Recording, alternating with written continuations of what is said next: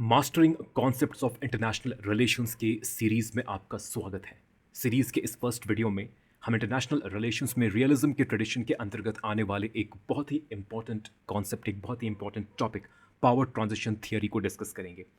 Power transition theory balance of power theory का एक alternative है। इस थियरी को बैलेंस ऑफ पावर थियरी के क्रिटिसिज्म और अल्टरनेटिव के रूप में डेवलप किया गया था। देखिए, जहां बैलेंस ऑफ पावर थियरी कहता है कि इंटरनेशनल पीस और स्टेबिलिटी के लिए कंट्रीज के बीच पावर का बैलेंस्ड होना जरूरी है, मतलब कि जब कंट्रीज की पावर इक्वल होगी, जब कंट्रीज के बीच पावर पैरिटी एग्जिस्ट करेगा, तब पावर पैरिटी के, पावर इक्वालिटी के, बैलेंस्ड पावर के इसी सिचुएशन, इसी कंडीशन में हम इंटरनेशनल पीस और स्टेबिलिटी को एक्सपेक्ट कर सकते हैं। ये बैलेंस ऑफ पावर थियरी का कोर असम्पशन, कोर आर्ग्यूमेंट है। लेकिन बैलेंस ऑफ पावर थियरी के इस कोर आर्ग्यूमेंट, इस कोर असम्पशन को अपोज करते हुए पावर ट्रांजिशन थियरी कहता है कि पावर पैरिटी का situation, that means power equality का situation, international level, international system में पावर के बैलेंस्ड होने का सिचुएशन, ये सिचुएशन हकीकत में सबसे अधिक अनस्टेबल होता है। ऐसा क्यों? ऐसा इसलिए क्योंकि यही वो सिचुएशन है, पावर पैरिटी का सिचुएशन, पावर के बैलेंस्ड होने का सिचुएशन, यही वो सिचुएशन है जब एक एग्जिस्टिंग डोमिनेंट पावर को किसी दूसरे राइजिंग पावर के द्वारा चैलेंज किया जा सकता है, और फिर या तो वॉर के माध्यम से, वॉर के थ्रू, या फिर पीसफुली एक एग्जिस्टिंग डोमिनेंट पावर, एक करंट डोमिनेंट पावर को रिप्लेस करते हुए, सुपरसीड करते हुए कोई नया कंट्री इंटरनेशनल लेवल पर डोमिनेंट पावर के पोजीशन को अक्वायर करता है, अज्यूम करता है। इस थियरी के अकॉर्डिंग इंटरनेशनल सिस्टम में पावर ट्रांजिशन, दैट मीन्स एक डोमिनेंट पावर को हटाकर किसी दूसरे कंट्री का डोमिनेंट पावर बनना, ये जो पावर ट्रांजिशन है, ये जो चेंज है, ये पावर ट्रांजिशन पावर के बैलेंस्ड होने की स्थिति में ही हो सकता है। अब ये जो चेंज है, ये जो ट्रांजिशन है, एक एग्जिस्टिंग, एक करंट डोमिनेंट पावर को हटाकर किसी नए कंट्री का डोमिनेंट पावर बनना, ये पूरा चेंज, ये पूरा ट्रांजिशन कैसे होगा? कब ये ट्रांजिशन पीसफुल होगा, कब ये ट्रांजिशन वायलेंट होगा? इस ट्रांजिशन के क्या इंटरनेशनल कॉन्सिक्वेंसेस, इंप्लीकेशंस होंगे? इन सभी क्वेश्चंस को पावर ट्रांजिशन थियरी के द्वारा आंसर किया जाता है। तो आइए इंटरनेशनल रिलेशंस के इस इंपॉर्टेंट कॉन्सेप्ट, इस इंपॉर्टेंट टॉपिक को हम मास्टर करने की, इसे डिटेल में समझने की कोशिश करते हैं। पावर ट्रांजिशन थियरी के अकॉर्डिंग इंटरनेशनल सिस्टम एक हायरार्की की तरह होता है। इंटरनेशनल सिस्टम में सभी कंट्रीज अपने पावर, अपने कैपेबिलिटी के बेसिस पर, दैट मींस अपने मिलिट्री और इकोनॉमिक पावर के बेसिस पर हायरार्किकली ऑर्गेनाइज्ड होती है। ये पावर ट्रांजिशन थियरी का कोर असम्पशन है, बेसिक असम्पशन है, that there exists a power hierarchy in the international system where the most powerful country is at the top and the least powerful country is at the bottom. Countries के इस power hierarchy में top में जो country होती है, इसी country को हम डोमिनेंट पावर या डोमिनेंट कंट्री कहते हैं। पावर ट्रांजिशन थियरी कहता है कि एक कंट्री के डोमिनेंट पावर होने के अपने एडवांटेजेस हैं। देखिए, क्योंकि इंटरनेशनल सिस्टम में इस डोमिनेंट पावर का कोई चैलेंजर नहीं होता, इस डोमिनेंट कंट्री की इकोनॉमिक और मिलिट्री पावर सबसे अधिक होती है, प्री डोमिनेंट होती है, इस कंट्री का कोई चैलेंजर नहीं होता, इसलिए ये कंट्री, ये डोमिनेंट पावर अपने पोजीशन को यूज करते हुए, अपने पावर को यूज करते हुए, अपने पोजीशन का फायदा उठाते हुए, ये कंट्री, ये डोमिनेंट पावर इंटरनेशनल इकोनॉमिक और पॉलिटिकल सिस्टम को अपने नेशनल इंटरेस्ट के अकॉर्डिंग मोल्ड कर सकता है। कहने का मतलब है कि जो इंटरनेशनल स्टेटस को होगा, जो वर्ल्ड ऑर्डर होगा, जो इंटरनेशनल ऑर्डर होगा, ये बहुत हद तक इस डोमिनेंट पावर के द्वारा एस्टैब्लिश किया जाएगा। यहां पर हम जिस इंटरनेशनल स्टेटस को की बात कर रहे हैं, ये इंटरनेशनल स्टेटस को एग्जिस्टिंग करंट ग्लोबल इकोनॉमिक और पॉलिटिकल ऑर्डर को रेफर करता है। दूसरे शब्दों में हम कह सकते हैं कि इंटरनेशनल सिस्टम को गवर्न करने के लिए जो फॉर्मल और इनफॉर्मल रूल्स बने होते हैं, इन्हीं फॉर्मल इनफॉर्मल रूल्स को हम इंटरनेशनल स्टेटस को कहते हैं। और इन रूल्स को, इस इंटरनेशनल स्टेटस को दुनिया की most powerful country, the dominant power of the world, अपने नेशनल इंटरेस्ट के अकॉर्डिंग बनाती है, एस्टैब्लिश करती है। For example, world war II के बाद यूनाइटेड स्टेट्स इंटरनेशनल लेवल पर एक डोमिनेंट पावर के रूप में इमर्ज करता है। वर्ल्ड वॉर II के बाद यूएस सबसे पावरफुल कंट्री थी, और यूएस के मिलिट्री और इकोनॉमिक पावर को चैलेंज करने वाला कोई भी कंट्री उस वक्त इंटरनेशनल सिस्टम में मौजूद नहीं था। As a result, world war II के एंड होने के बाद जिस पोस्ट वॉर ग्लोबल इकोनॉमिक और पॉलिटिकल ऑर्डर को एस्टैब्लिश किया गया, इस नए इंटरनेशनल ऑर्डर या इस नए इंटरनेशनल स्टेटस को बनाने में, इस नए इंटरनेशनल ऑर्डर के तहत मौजूद फॉर्मल इनफॉर्मल रूल्स को फ्रेम करने में यूएस के द्वारा एक इंपॉर्टेंट रोल प्ले किया गया। इनफैक्ट इस पोस्ट वॉर इंटरनेशनल ऑर्डर में, इस post war international economic political order में, फिर चाहे हम यूएन की बात कर लें या गैट की बात कर लें या डब्ल्यूटीओ की बात कर लें या आईएमएफ, वर्ल्ड बैंक या नाटो की बात कर लें, इस पूरे पोस्ट वॉर इंटरनेशनल ऑर्डर में, इस पूरे पोस्ट वॉर इंटरनेशनल स्टेटस को में हम क्लियरली यूएस के नेशनल इंटरेस्ट का इम्प्रिंट देखते हैं। यूएस ने अपने डोमिनेंट पोजीशन का फायदा उठाते हुए इस बात को इंश्योर करने की पूरी कोशिश की कि जो पोस्ट वॉर इंटरनेशनल ऑर्डर होगा, जो पोस्ट वॉर इंटरनेशनल इकोनॉमिक और पॉलिटिकल ऑर्डर होगा, वो यूएस के एडवांटेज के लिए वर्क करेगा, यूएस के नेशनल इंटरेस्ट को सर्व करेगा। पावर ट्रांजिशन थियरी के अकॉर्डिंग एक डोमिनेंट पावर के द्वारा एस्टैब्लिश्ड स्टेटस को या वर्ल्ड ऑर्डर तब तक स्मूथली रन करता है जब तक इंटरनेशनल सिस्टम में इस डोमिनेंट पावर का कोई चैलेंजर अराइज नहीं होता। जब तक इस डोमिनेंट पावर को चैलेंज करने वाला कोई कंट्री इंटरनेशनल सिस्टम में इमर्ज नहीं करता, तब तक ये जो डोमिनेंट पावर है और इस डोमिनेंट पावर के द्वारा एस्टैब्लिश की गई जो इंटरनेशनल स्टेटस को है, जो करंट वर्ल्ड ऑर्डर है, ये बरकरार रहता है। लेकिन अब सवाल है कि क्या होगा जब इंटरनेशनल सिस्टम में इस डोमिनेंट पावर का कोई चैलेंजर अराइज हो जाए। क्या होगा अगर इंटरनेशनल सिस्टम के इस पावर हायरार्की में मौजूद जो सेकंड मोस्ट पावरफुल कंट्री है, अगर ये कंट्री, ये सेकंड मोस्ट पावरफुल कंट्री अपने पावर को डोमिनेंट पावर के इक्वल बना दे। मतलब कि इस सेकंड मोस्ट पावरफुल कंट्री और डोमिनेंट कंट्री के बीच जो इकोनॉमिक और मिलिट्री पावर का गैप है, क्या होगा अगर इस गैप को, पावर के इस गैप को इस सेकंड मोस्ट पावरफुल कंट्री के द्वारा फिल कर दिया जाए। ये सेकंड मोस्ट पावरफुल कंट्री अपने इकोनॉमिक पावर, अपने मिलिट्री पावर को दुनिया की डोमिनेंट कंट्री के बराबर कर ले। पावर ट्रांजिशन थियरी कहता है कि जब इंटरनेशनल सिस्टम में डोमिनेंट पावर और सेकंड मोस्ट पावरफुल कंट्री के बीच पावर पैरिटी स्टैब्लिश होगा, तो यहां पर जो सेकंड मोस्ट पावरफुल कंट्री है, ये second most powerful country dominant power को डोमिनेंट पावर के पोजीशन और स्टेटस को चैलेंज करेगा और फिर इस सेकंड मोस्ट पावरफुल कंट्री के द्वारा कोशिश की जाएगी कि जो पावर हायरार्की है, कंट्रीज का जो पावर हायरार्की इंटरनेशनल सिस्टम में एग्जिस्ट करता है, इस पावर हायरार्की में ये कंट्री, ये सेकंड मोस्ट पावरफुल कंट्री अपने पोजीशन को इंप्रूव करे। दैट मींस अभी ये सेकंड पोजीशन में है, तो सेकंड पोजीशन से ये कंट्री डोमिनेंट पावर को हटाकर, डोमिनेंट पावर को रिप्लेस करके खुद फर्स्ट पोजीशन पे आने की कोशिश करेगा। और ये जो चेंज है, ये जो बदलाव है, कंट्री ए के पावर को कंट्री बी के द्वारा चैलेंज किया जाना, कंट्री ए जो कि एग्जिस्टिंग करंट डोमिनेंट पावर है और कंट्री बी जो कि सेकंड मोस्ट पावरफुल कंट्री है, लेकिन जिसने अब कंट्री ए के साथ पावर पैरिटी को अचीव कर लिया है, अब कंट्री बी कंट्री ए के पावर को चैलेंज कर रहा है। तो यहां पर कंट्री बी के द्वारा कंट्री ए को रिप्लेस करते हुए पावर हायरार्की में अपने आप को टॉप मोस्ट पोजीशन पे एस्टैब्लिश करने की जो कोशिश की जाएगी, और अगर इस कोशिश में कंट्री बी सक्सेसफुल होगा और कंट्री बी कंट्री ए को रिप्लेस करते हुए, करंट एग्जिस्टिंग डोमिनेंट पावर को रिप्लेस करते हुए खुद पावर हायरार्की के टॉप में आ जाएगा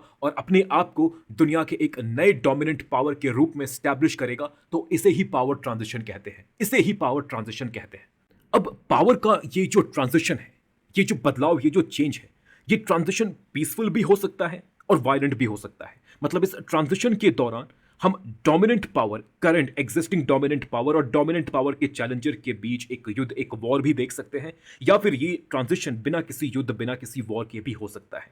देखिए, अगर second most powerful country, that means जो करंट डोमिनेंट कंट्री है, जो करंट डोमिनेंट पावर है, इस करंट डोमिनेंट कंट्री की चैलेंजर अगर ये second most powerful country current dominant country के द्वारा स्टैब्लिश किए गए इंटरनेशनल ऑर्डर या इंटरनेशनल स्टेटस को से डिससैटिस्फाइड है, तो ये सेकंड मोस्ट पावरफुल कंट्री, ये चैलेंजर, ये राइजिंग पावर ये डिमांड कर सकती है कि जो इंटरनेशनल स्टेटस को है, जो करंट इंटरनेशनल स्टेटस को है, इस इंटरनेशनल स्टेटस को इस इंटरनेशनल ऑर्डर को चेंज किया जाए, इस इंटरनेशनल स्टेटस को रिवाइज किया जाए। जब ये सेकंड मोस्ट पावरफुल कंट्री अपने पावर को करंट डोमिनेंट कंट्री के बराबर बना लेगी, अपने पावर, अपने कैपेबिलिटी को current dominant power, current dominant country के इक्वल ले आएगी, तब ये सेकंड मोस्ट पावरफुल कंट्री, ये जो राइजिंग पावर है, इस राइजिंग पावर के द्वारा डोमिनेंट कंट्री से कहा जाएगा कि जो इंटरनेशनल स्टेटस को है, जो इंटरनेशनल इकोनॉमिक और पॉलिटिकल ऑर्डर है, इस इंटरनेशनल स्टेटस को, इस इंटरनेशनल इकोनॉमिक पॉलिटिकल ऑर्डर को चेंज किया जाए, रिवाइज किया जाए। मतलब कि इंटरनेशनल सिस्टम में मौजूद जो फॉर्मल इनफॉर्मल रूल्स हैं, इंटरनेशनल सिस्टम को, वर्ल्ड को गवर्न करने के लिए जिन फॉर्मल इनफॉर्मल रूल्स को करंट डोमिनेंट कंट्री के द्वारा बनाए गए थे, इन फॉर्मल इनफॉर्मल रूल्स को फिर से लिखा जाए, इन्हें रीड्रॉ किया जाए, इन्हें फिर से बनाया जाए और इस तरह से एक नए ग्लोबल ऑर्डर को एस्टैब्लिश किया जाए। जो नया इंटरनेशनल ऑर्डर इस rising power, current dominant power के चैलेंजर, इस राइजिंग पावर के नेशनल इंटरेस्ट के अकॉर्डिंग हो, इस चैलेंजर, इस राइजिंग पावर के लिए एडवांटेजियस हो। लेकिन क्योंकि जो इंटरनेशनल स्टेटस को है वो करंट डोमिनेंट पावर के द्वारा डिजाइन किया गया था, करंट डोमिनेंट पावर के नेशनल इंटरेस्ट को ध्यान में रखकर डिजाइन किया गया था और करंट डोमिनेंट पावर के लिए जो इंटरनेशनल स्टेटस को है, जो इंटरनेशनल ऑर्डर है, वो अभी एडवांटेजियस है। इसलिए जो मौजूदा, जो करंट डोमिनेंट पावर है, वो इस एग्जिस्टिंग स्टेटस को बदलना नहीं चाहेगा। वो इस एग्जिस्टिंग इंटरनेशनल ऑर्डर को प्रिजर्व करके रखना चाहेगा। एज अ रिजल्ट, इस डोमिनेंट पावर के चैलेंजर के द्वारा बदलाव की जो डिमांड की जाएगी, चेंज की जो डिमांड की जाएगी, इस बदलाव के डिमांड को जो करंट डोमिनेंट पावर है, करंट डोमिनेंट पावर अपनी पूरी शक्ति से, अपने पूरे कैपेबिलिटी और पावर से रेजिस्ट करेगा। लेकिन दूसरी तरफ जो राइजिंग पावर है, हमें यह समझना है कि जो राइजिंग पावर है वो इस करंट इंटरनेशनल ऑर्डर से, इस इंटरनेशनल स्टेटस को से डिससैटिस्फाइड है। वो इस इंटरनेशनल ऑर्डर, इस इंटरनेशनल स्टेटस को बदलना चाहता है। लेकिन इस राइजिंग पावर को पता है कि सिर्फ डिमांड करने से, सिर्फ मांग करने से कि जो इंटरनेशनल ऑर्डर है, जो इंटरनेशनल स्टेटस को है, उसे बदला जाए, सिर्फ मांग करने से, सिर्फ डिमांड करने से जो करंट डोमिनेंट पावर है, current dominant power give up नहीं करेगा। Current dominant power international system को, इंटरनेशनल स्टेटस को बदलने के लिए, चेंज करने के लिए तैयार नहीं होगा। यहां पर राइजिंग पावर को यह पता है, और जो राइजिंग पावर है वो ये भी जानता है कि उसकी खुद की इकोनॉमिक और मिलिट्री पावर अब इतनी बढ़ चुकी है, उसकी खुद की कैपेबिलिटी अब इतनी बढ़ चुकी है कि वो एग्जिस्टिंग करंट डोमिनेंट पावर को चैलेंज कर सकता है, उसकी बराबरी कर सकता है। इकोनॉमिक पावर और मिलिट्री पावर के टर्म्स में करंट एग्जिस्टिंग डोमिनेंट पावर की वो बराबरी कर सकता है। लेकिन पावर पैरिटी के इस सिचुएशन में, इस राइजिंग पावर के लिए यह प्रिडिक्ट करना थोड़ा मुश्किल हो जाता है कि अगर इस राइजिंग पावर और करंट डोमिनेंट पावर के बीच युद्ध होता है तो इस युद्ध में किसकी जीत होगी,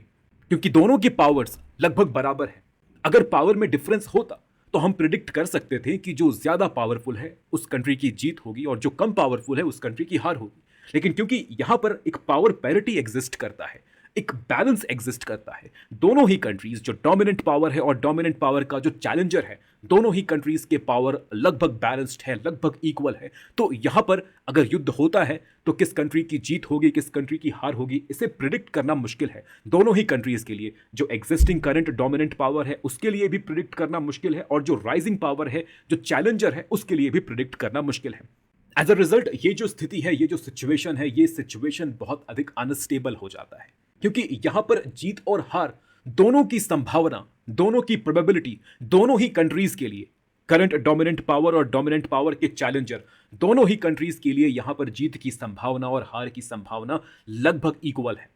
अगर इस स्थिति में, पावर पैरिटी के इस सिचुएशन में, करंट डोमिनेंट पावर का जो चैलेंजर है, जो राइजिंग पावर है, अगर ये राइजिंग पावर इंटरनेशनल स्टेटस को बदलने के अपने रिजॉल्व को लेकर डिटरमाइंड है, अगर ये राइजिंग पावर हर हाल में इंटरनेशनल स्टेटस को बदलना चाहता है, इंटरनेशनल इकोनॉमिक पॉलिटिकल ऑर्डर को बदलना चाहता है, तो यहां पर इस गोल को अचीव करने के लिए, इस गोल को अचीव करने के लिए, इंटरनेशनल इकोनॉमिक और पॉलिटिकल ऑर्डर को बदलने के लिए इस राइजिंग पावर के द्वारा युद्ध का भी सहारा लिया जा सकता है। अगर बदलाव को लाने के लिए, स्टेटस को बदलने के लिए, नए इंटरनेशनल ऑर्डर को एस्टैब्लिश करने के लिए, नए इंटरनेशनल स्टेटस को एस्टैब्लिश करने के लिए इस राइजिंग पावर को मौजूदा एग्जिस्टिंग डोमिनेंट पावर के साथ युद्ध करना पड़े, तो यहां पर बदलाव को युद्ध के माध्यम से भी अचीव किया जा सकता है। इन दिस केस, इस सिचुएशन में जो ट्रांजिशन होगा, पावर का जो ट्रांजिशन होगा, ये एक वॉर के साथ आएगा। In this case, the transition of power will be accompanied with a war and thus the power transition will be violent. ये जो पावर ट्रांजिशन है, ये पावर ट्रांजिशन अपने साथ एक ग्रेट पावर वॉर, एक ग्रेट पावर युद्ध को लेकर आएगा, और इस युद्ध के बाद या तो जो करंट एग्जिस्टिंग डोमिनेंट पावर है वो अपने पोजीशन को रिक्लेम कर पाएगा, या फिर दुनिया को एक नया डोमिनेंट पावर मिलेगा, और फिर इस नए डोमिनेंट पावर के द्वारा एक नए इंटरनेशनल ऑर्डर को, एक नए इंटरनेशनल स्टेटस को, एक नए इंटरनेशनल इकोनॉमिक और पॉलिटिकल ऑर्डर को एस्टैब्लिश किया जाएगा। लेकिन पावर ट्रांजिशन का ये एक पहलू है, ये एक पहलू है जहां पर पावर ट्रांजिशन वायलेंट होता है, जहां पर पावर ट्रांजिशन अपने साथ वॉर, युद्ध को अकंपनी करता है। लेकिन पावर ट्रांजिशन का एक और एस्पेक्ट है एक और पहलू है जहां पावर ट्रांजिशन पीसफुल होगा, जहां पावर ट्रांजिशन के दौरान हम युद्ध वॉर नहीं देखेंगे। अब सवाल है कि पावर ट्रांजिशन पीसफुल कब होता है? देखिए, पावर ट्रांजिशन पीसफुल तब होता है जब जो राइजिंग पावर है, that means current dominant power का जो चैलेंजर है, वो राइजिंग पावर, वो चैलेंजर एग्जिस्टिंग इंटरनेशनल स्टेटस को से सेटिस्फाइड हो। अगर राइजिंग पावर डोमिनेंट पावर के द्वारा एस्टैब्लिश किए गए इंटरनेशनल ऑर्डर या इंटरनेशनल स्टेटस को से सेटिस्फाइड है, तब यहां पर राइजिंग पावर और करंट डोमिनेंट पावर के बीच पावर ट्रांजिशन के दौरान कोई युद्ध नहीं होगा। यहां पर जो पावर ट्रांजिशन है, ये पावर ट्रांजिशन पीसफुल होगा। और ये पावर ट्रांजिशन पीसफुल इसलिए होगा क्योंकि जो राइजिंग पावर है, इस राइजिंग पावर के द्वारा मौजूदा डोमिनेंट पावर के सामने, करंट डोमिनेंट पावर के सामने इंटरनेशनल स्टेटस को रेडिकली ट्रांसफॉर्म करने की कोई मांग नहीं रखी जाएगी। In fact both the powers, that means rising power and the current dominant power, दोनों ही पावर्स, दोनों ही कंट्रीज इंटरनेशनल स्टेटस को इंटरनेशनल इकोनॉमिक और पॉलिटिकल ऑर्डर को प्रिजर्व करना चाहेंगे। इंटरनेशनल स्टेटस को प्रिजर्व करके रखना, इंटरनेशनल इकोनॉमिक और पॉलिटिकल ऑर्डर को प्रिजर्व करके रखना, ये इन दोनों ही कंट्रीज के इंटरेस्ट में होगा, इन दोनों ही कंट्रीज के लिए एडवांटेजियस होगा। अगर ये स्थिति उत्पन्न होती है, अगर जो राइजिंग पावर है वो मौजूदा इंटरनेशनल स्टेटस को से सेटिस्फाइड होता है, मौजूदा इंटरनेशनल स्टेटस को रेडिकली ट्रांसफॉर्म नहीं करना चाहता, बदलना नहीं चाहता, इस स्थिति में, इस सिचुएशन में, इस कंडीशन में पावर ट्रांजिशन पीसफुल होगा and there will be no war during the process of power transition. इस तरह के पीसफुल पावर ट्रांजिशन का एक बेस्ट एग्जांपल हमारे सामने है। देखिए, वर्ल्ड वॉर 2 से पहले ब्रिटेन दुनिया की डोमिनेंट पावर हुआ करती थी। ब्रिटेन डोमिनेंट पावर होने के पोजीशन को एंजॉय करता था। Britain used to be the dominant power before world war 2। World war 2 के बाद दुनिया में डोमिनेंट पावर का जो पोजीशन है, जो स्टेटस है, वो यूएस के पास चला गया। और यूएस आज भी दुनिया की सबसे बड़ी इकोनॉमी और सबसे बड़ी मिलिट्री पावर होने के वजह से यूएस आज भी एक डोमिनेंट पावर है। डोमिनेंट पावर के इस पोजीशन को, इस स्टेटस को एंजॉय कर रहा है। लेकिन ब्रिटेन और यूएस के बीच पावर का ये जो ट्रांजिशन हुआ, ये ट्रांजिशन पीसफुल था। इस ट्रांजिशन के दौरान, इस बदलाव के दौरान ब्रिटेन और यूएस के बीच कोई वॉर, कोई युद्ध नहीं हुआ। यहां आपको समझना है कि ब्रिटेन और यूएस, ये दोनों ही countries strong consolidated liberal democracies हैं। जब ब्रिटेन एक डोमिनेंट पावर था, तब ब्रिटेन ने इंटरनेशनल लेवल पर एक liberal international economic and political order को एस्टैब्लिश करने की कोशिश की। जब यूएस डोमिनेंट पावर बना, वर्ल्ड वॉर 2 के बाद जब यूएस डोमिनेंट पावर बना, तब यूएस के द्वारा भी यूएन के फॉर्म में, GATT, WTO, IMF, world bank, NATO के फॉर्म में यूएस के द्वारा भी एक लिबरल इंटरनेशनल इकोनॉमिक और पॉलिटिकल ऑर्डर को एस्टैब्लिश किया गया। अब क्योंकि यहां पर इस लिबरल इंटरनेशनल इकोनॉमिक और पॉलिटिकल ऑर्डर से जुड़े ब्रिटेन के नेशनल इंटरेस्ट और यूएस के नेशनल इंटरेस्ट सिमिलर थे, कंपैटिबल थे, इसलिए जब ब्रिटेन और यूएस के बीच पावर का ट्रांजिशन हुआ, तब यह पावर ट्रांजिशन पीसफुल था। यूएस और ब्रिटेन दोनों ही कंट्रीज की यह प्राथमिकता थी कि इंटरनेशनल लेवल पर एक लिबरल इंटरनेशनल इकोनॉमिक और पॉलिटिकल ऑर्डर को एस्टैब्लिश किया जाए और उसे मेंटेन करके रखा जाए। और क्योंकि यूएस ब्रिटेन के इस प्रेफरेंस से डिससैटिस्फाइड नहीं था और ब्रिटेन यूएस के इस प्रेफरेंस से डिससैटिस्फाइड नहीं था, दोनों ही एक दूसरे के इंटरेस्ट और प्रेफरेंसेस से सैटिस्फाइड थे, इस वजह से इनके बीच जो पावर का ट्रांजिशन हुआ, ये पावर ट्रांजिशन पीसफुल था। लेकिन यहां पर एक बहुत बड़ा सवाल हमारे लिए इमर्ज करता है कि भविष्य में अगर इस तरह की पावर ट्रांजिशन की स्थिति फिर से उत्पन्न होती है, तो यहां पर जो पावर ट्रांजिशन है, फ्यूचर में होने वाला जो पावर ट्रांजिशन है, क्या ये पावर ट्रांजिशन पीसफुल होगा या वायलेंट होगा? अभी मौजूदा जो डोमिनेंट पावर है वो यूएस ही है। US is the current dominant power of the world. भविष्य में कई कंट्रीज यूएस के चैलेंजर के रूप में इमर्ज कर सकती हैं और यूएस के साथ मिलिट्री और इकोनॉमिक टर्म्स में पावर पैरिटी को एस्टैब्लिश कर सकती हैं। लेकिन इस वक्त, अभी की अगर हम बात करें, तो यूएस के डोमिनेंस को चैलेंज करने की जिस कंट्री के भीतर सबसे अधिक पोटेंशियल है, वो कंट्री है China. China is a rising power and it can emerge as a challenger to US dominance in world politics. China के भीतर ये पोटेंशियल क्यों है? चाइना के भीतर ये पोटेंशियल इसलिए है क्योंकि चाइना यूएस के साथ अपने पावर गैप को, अपने मिलिट्री और इकोनॉमिक पावर गैप को बहुत रैपिडली, बहुत तेजी से कम कर रहा है। The power gap between US and China is reducing very rapidly. और जब ये पावर गैप खत्म हो जाएगा, यूएस और चाइना के बीच जब ये पावर गैप खत्म हो जाएगा और चाइना यूएस के साथ इकोनॉमिक और मिलिट्री पावर के टर्म्स में पैरिटी को अचीव कर लेगा तो यहां पर पावर ट्रांजिशन की स्थिति उत्पन्न होगी। यहां चाइना इंटरनेशनल पॉलिटिक्स में अपने आप को यूएस के डोमिनेंस के चैलेंजर के रूप में प्रेजेंट करेगा। अब सवाल है कि यूएस और चाइना के बीच पावर का ये जो ट्रांजिशन है या ये जो इंपेंडिंग पावर ट्रांजिशन है यूएस और चाइना के बीच, क्या ये इंपेंडिंग पावर ट्रांजिशन पीसफुल होगा या वायलेंट होगा? इस सवाल का जवाब, इस क्वेश्चन का आंसर इस बात पर डिपेंड करता है, पावर ट्रांजिशन थियरी के अकॉर्डिंग इस क्वेश्चन का आंसर इस बात पर डिपेंड करता है कि क्या चाइना यूएस के द्वारा स्टैब्लिश किए गए इंटरनेशनल इकोनॉमिक और पॉलिटिकल ऑर्डर से सेटिस्फाइड है या नहीं। क्या चाइना मौजूदा इंटरनेशनल इकोनॉमिक पॉलिटिकल ऑर्डर को रेडिकली बदलना चाहता है, रिवाइज करना चाहता है या नहीं। इसी बात के ऊपर इस क्वेश्चन का आंसर डिपेंड करता है कि यूएस और चाइना के बीच अगर कभी भी पावर ट्रांजिशन की स्थिति उत्पन्न होती है तो यह पावर ट्रांजिशन पीसफुल होगा या फिर वायलेंट होगा। Whether this power transition will be peaceful or this power transition will accompany a war between these two countries। उम्मीद है कि आपको पावर ट्रांजिशन थियरी का ये कॉन्सेप्ट समझ में आया हो। Thank you for watching the video.